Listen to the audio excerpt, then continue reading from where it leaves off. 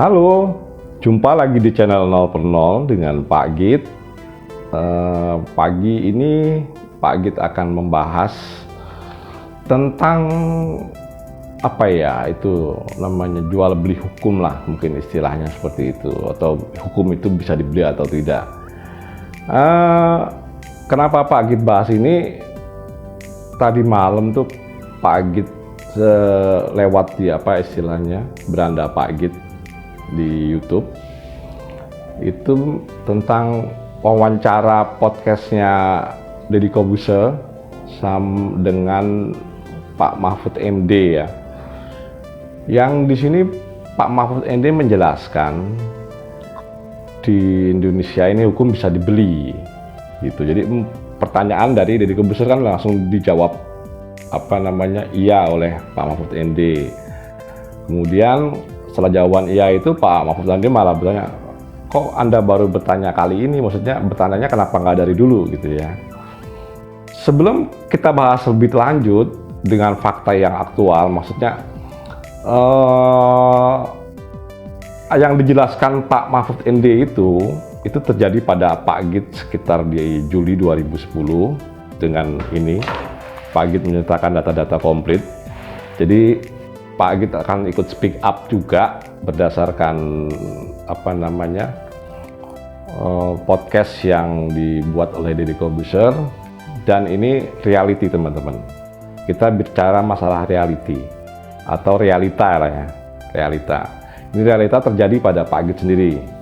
Sebelum kita ulas lebih lanjut, kita saksikan dulu ya video cuplikan, dan itu pun memang Pak Git edit dipotong-potong, maksudnya omongannya itu karena Pak Mahfud ini kan jelasinnya panjang, nanti kalau Pak Git ambil semua ya panjang banget nanti ya. Itu memang Pak Git edit yang langsung berhubungan gitu. Nanti kan kelihatan ya kalau di Deddy Corbuzier tuh detiknya kan waktunya tuh terindikasi di situ, menit ke-5, tahu-tahu nanti kok ini langsung ke menit ke-7 ya. Memang Pak Git ambil yang langsung berhubungan, jadi pengantarnya Pak Git potong-potong gitu. Oke teman-teman, kita simak cuplikan video berikut. Artinya hukum bisa dibeli, Pak? Oh iya. Kok iyanya cepat, Pak?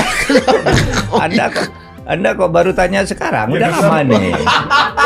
Jadi artinya kalau Mas Deddy bertanya apa hukum bisa dibeli, ya bisa dibeli. Bisa dibeli. Bisa dibeli. Oleh sebab itu, kalau Anda tidak sangat terpojok sekali, jangan berurusan dengan pengadilan.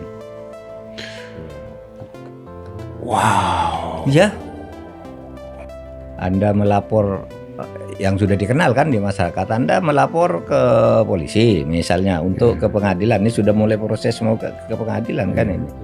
Melapor ke polisi, sapi hilang satu, nanti harus biayanya untuk ngurus itu 5 sapi lagi. Iya, lebih baik tidak berurusan dengan hukum, hati-hati aja. Ikhlaskan sapinya. Ikhlaskan sapinya. Setelah kita menyaksikan video dari Pak Deddy dan Pak Mahfud, itu terlihat di situ Pak Deddy menanyakan ya, intinya apakah hukum bisa dibeli ya, dan Pak Mahfud malah bilang, kok Anda baru bertanya kali ini gitu, kenapa nggak dari dulu-dulu lah, maksudnya seperti itu ya. Kemudian ada fakta yang sangat-sangat penting kita dari Pak Mahfud, penjelasan dari Pak Mahfud ini gitu, yaitu fakta kalau Anda tidak terpojok sekali harus berurusan dengan pengadilan, nggak usah gitu, maksudnya hindari ya. Intinya di situ, kalau kita kehilangan satu sapi atau satu kambing gitu, kita biaratkanlah itu satu barang gitu ya, nanti malah hilangnya tuh akan lebih banyak gitu. Karena menurut Pak Mahfud itu disitulah letak para mafia-mafia hukum. Dan ini terjadi kasusnya pada Pak Git gitu. Jadi Pak Git akan bercerita kasus ini dari 2010. Dan untuk itu Pak Git pakai kacamata dulu nih biar lebih jelas gitu. Jadi Pak Git ceritakan kronologisnya. Pada waktu 2010, nah itu bisnis Pak Git masih di bidang otomotif. Di situ Pak Git punya bisnis showroom mobil dan kita melakukan pembelian mobil itu di suatu finance yang namanya PT Dharma Tama Megah Finance. Nah, tapi yang beli bukan Pak Git ya. Pak Git punya anak buah lah gitu atau karyawan yang melakukan pembelian. Nah, pada saat ini buktinya ya, teman-teman. Nih, ini buktinya ya. Bukti pembayaran mobilnya ya. Tuh. Jadi ini pada tanggal 18 Juni 2010. Jadi karyawan Pak Git di sini ya, di sini ada buktinya. Ini kwitansinya. Nah, ini Pak Git maksudnya Pak Git sebutlah karyawan Pak Git tuh Ateng namanya. Mudah-mudahan Ateng nonton nih, itu biar dia tahu kan kronologis yang terjadi pada saat itu. Jadi Pak Git ini melakukan pembelian Mercy C230 tahun 97. Jadi pada saat itu mobil itu baru berusia 13 tahun ya pada waktu transaksi. Dan ini foto mobilnya kebetulan cuma punya satu ya, dan itu agak di belakang motor Yamaha Virago 1100. Bukan niatnya mau pamer Yamaha 1100-nya, tapi yang foto cuma menjelaskan kalau mobilnya itu warnanya biru tua gitu, dan di belakang fotonya persis di belakang Yamaha Virago 1100 cc itu. Oke, kita lanjutkan tadi ya, ini kwitansinya. Setelah melakukan kwitansi ini, otomatis setelah mendapat kwitansi ini, otomatis kita menagih dong janji, atau di bawahnya ada pemberian BPKB gitu, pembayaran realisasi 27. Terus kita berdasarkan kwitansi ini, nah pihak Pak Git itu mau mengambil BPKB ke leasing PT Dharma Tama Megah Finance. Dan apa yang terjadi? Itu BPKB nggak bisa diambil, teman-teman. Alasannya apa? Alasannya kwitansi ini adalah kwitansi lama. Gitu. Jadi kwitansi ini sudah tidak berlaku. Nah, memang pada waktu itu Ateng itu membayarkan membayarkan tagihan tadi atau membayar pelunasan itu kepada kolektor, bukan membayar di kasir. Gitu. Sebetulnya ini ulah kong kali kongnya kolektor dan kepala cabang finance waktu itu. Jadi memang sengaja sama mereka diskemakan supaya mereka penerimaan itu dipakai nama mereka, nama finance-nya. Jadi pihak finance juga bukan kesalahan pihak finance, tapi dari oknum finance-nya ya. Jadi ini diterima oleh kolektor. Kemudian setelah dijadi penolakan itu, alasan yang tersebut tadi itu kan membuat kita bertanya-tanya, itu duit kan sudah sama kolektor, entah ini kwitansi berlaku atau tidak pada saat itu, atau ini kwitansi berlaku, kita sudah ada capnya, dan kita tetap minta karena ini ada pelunasan gitu loh. Jadi urusannya sebetulnya urusan finance itu dengan oknumnya yang bawa kabur duit gitu. Nah, seperti itu teman-temannya. Jadi yang bawa kabur, jadi harusnya memang ada kesalahan, tapi itu bukan kesalahan fatal, memang skemanya dibuat oleh oknum finance tersebut. Setelah ini kita minta nggak dikasih, akhirnya Pak Git karena ada teman gitu ya, pengacara, dan mau bantu berdasarkan asas ingin minta keadilan ya. Jadi Pak Git waktu itu menguasakan, atau kan yang menjalankan itu si Ateng, bukan Pak Agit langsung. Jadi Ateng ini menguasakan, di sini ada surat kuasanya juga. Untuk nama teman Pak Agit nggak Pak Agit sebutkannya di sini. Jadi intinya memberi kuasa kepada teman Pak Agit yang pengacara untuk melanjutkan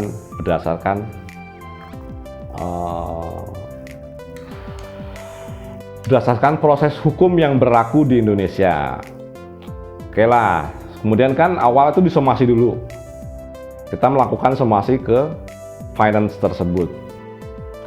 Setelah disomasi, apa yang terjadi teman-teman? Pihak leasing itu datang ke tempat kita. Pak Agit ingat 2 orang, cuman lupa namanya karena kasus ini kan udah 14 tahun, mungkin hampir mau 15 tahun lah ya. 2 orang kolektor datang ke tempat kita. Intinya kolektor ini mengajak Pak Agit untuk bernegosiasi. Setelah diadakan somasi, kolektor itu datang ke tempat kita atau utusan dari finance itu mengadakan somasi, bilang kepada Pak Agit supaya Pak Agit nggak usah memperpanjang kasus ini gitu ya.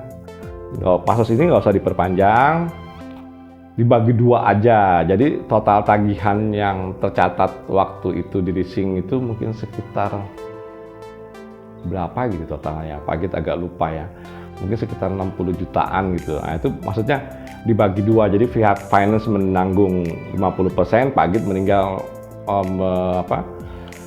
memberikan juga 50%. Jadi Pak Agit cukup memberikan 30 juta atas hutang yang tertanggung, sudah mendapatkan surat mobil tersebut. Tapi mungkin pada saat itu Pak Agit masih ini ya, masih masih agak-agak idealisme lah gitu, mungkin kayak idealis gitu. Jadi pengennya sesuatu itu sesuai hukum atau sesuai teori yang berada. Akhirnya Pak Agit tidak terima itu. Intinya kita sudah membayar. Sebetulnya sih kita sudah membayar. Urusan duit dibawa lari oleh kolektor itu adalah urusan finance dengan oknum kolektor tersebut. Karena Pak Agit merasa benar sudah membayarkan dan itu urusan finance terhadap oknum, akhirnya Pak Agit ajukan ke pengadilan negeri, dan ini adalah turunan, ada putusannya di sini ya teman-teman. Nah ini banyak banget ya, itu banyak ini datanya gitu. Di sini yang intinya dalam keputusan turunan putusan Pengadilan Negeri Jakarta Pusat ini, di sini Pak Agit menang ya. Kemudian singkat ceritanya mereka naik banding lah ke Pengadilan Tinggi, dan turun juga di sini teman-teman, turunan putusan Perdata Pengadilan Tinggi DKI Jakarta di sini sudah putus juga. Ini di tahun 2012 ya, Pak Agit menang, dan ini adalah data yang akurat, bukan data main-main gitu. Ini adalah data yang kita siarkan waktu itu di putusan tersebut di Harian Rakyat Merdeka hari Kamis 31 Maret 2011 gitu. Ya menyatakan kalau pihak Pak Agit menang. Intinya banding dari pihak finance itu ditolak. Tapi apa yang terjadi teman-teman? Yang terjadi adalah setelah banding Pak Agit menang, finance ini mengajukan kasasi. Ini pun ada datanya. Semuanya komplit lah pokoknya datanya berdasarkan realita, faktual, dan dapat dipercaya dan dipertanggungjawabkan. Oke teman-teman, ini mau jatuh ya kertasnya nih. Jadi data-datanya penting Pak Agit beresin sebentar ya. Jadi intinya Pak Git itu menang di pengadilan negeri, pengadilan tinggi, terus kemudian dinaikkan ke Mahkamah Agung atau melewati proses kasasi. Yang hingga pada detik ini dari putusan tinggi negeri waktu itu yang menang di naik banding itu tidak ada hasilnya. Karena mereka mungkin lebih finance-nya lebih kuat di uang. Sebetulnya masalahnya sih bukan masalah besar ya. Ini masalahnya bukan besar seperti kasus yang gede-gede yang diceritakan Pak Mahfud MD, cuman ini salah satu contoh realita yang terjadi pada kehidupan Pak Git gitu. Jadi Mahfud MD kan bilang waktu itu memang belum zamannya YouTube juga, walaupun sudah ada YouTube, tapi kan belum ada cerita-cerita seperti ini gitu ya. Kalau ingat pesannya Pak Mahfud MD, kalau bisa hindari pengadilan, Pak Git waktu itu akan terima ajakan finance untuk berdamai dan memberikan intinya separuh yang nilainya 30 juta itu ya. Jadinya nggak terlalu banyak yang harus kerugian yang harus ditanggung. Jadi kerugian yang harus ditanggung. Jadi apa yang disampaikan oleh Pak Mahfud MD ini itu sangatlah benar dan sesuai dengan realita yang ada. Jadi keputusan itu sampai saat ini tidak ada dan mobil itu terpisah. Jadi fisiknya ada di Pak Git, tapi surat-suratnya masih ada di pihak finance gitu. Jadi demi mempertahankan gengsinya si